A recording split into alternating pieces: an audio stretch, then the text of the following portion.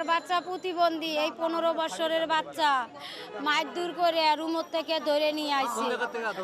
এখন এই বাচ্চা কেমনে সন্ত্রাসী হয়, কেমনে আগুন দিয়ে পুড়াইতে পারে? একটা প্রতিবন্ধী বাচ্চা, মাথার সমস্যা, সেই বাচ্চা কেমনে এলে ভাঙচুর করতে পারবো? আমরা এলে একটু তদন্ত করে বিচার করেন।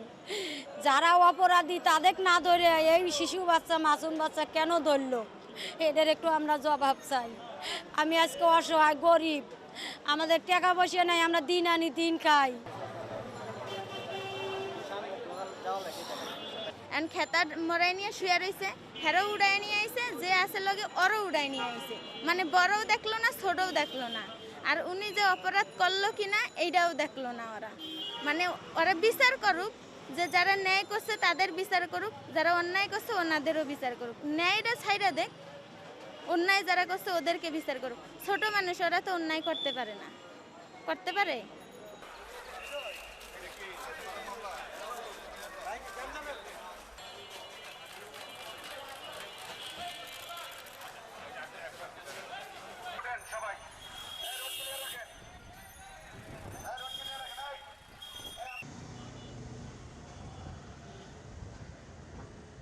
পায়ের স্যান্ডেলের দিকে তাকা।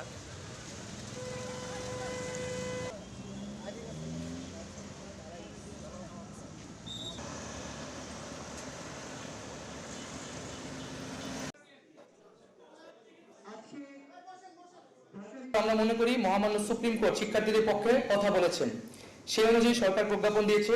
কিন্তু আমরা সুস্পষ্টভাবে বলতে চাই, কোটা ব্যবস্থার অন্যতম প্রধান স্টেক হোল্ডার হচ্ছে আন্দোলনরত শিক্ষার্থীরা, এবং পাশাপাশি অন্যান্য কোটা যারা পায় তারাও এই কোটা ব্যবস্থার এক স্টেক হোল্ডার, এক একজন।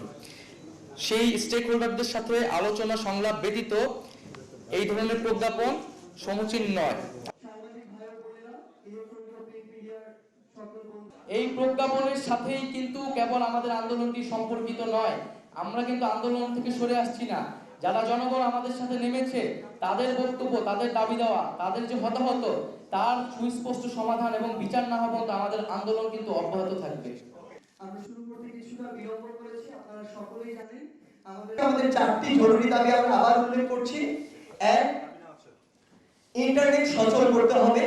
2, কারফিউ উইথড্র করতে হবে। 3, বিশ্ববিদ্যালয় বা শিক্ষা প্রতিষ্ঠানগুলো থেকে আইন শৃঙ্খলা বাহিনী সরিয়ে নিয়ে সরকার এবং প্রশাসনের সমন্বয়ে সুষ্ঠু পরিবেশ নিশ্চিত করে আবাসিক হল খুলে দিয়ে আমাদেরকে শিক্ষা প্রতিষ্ঠানে ফিরে যাওয়ার পরিবেশ তৈরি করে দিতে হবে। এবং 4, যেটি হচ্ছে যে আমাদের সমন্বয়ক হিসেবে শুধু এখানে নয়, সারা বাংলাদেশে যারা এই কোটার যৌক্তিক সংস্কারের যে আন্দোলন, সেটিতে যারা সমন্বয় করেছেন, তাদের নিরাপত্তা নিশ্চিত করতে হবে।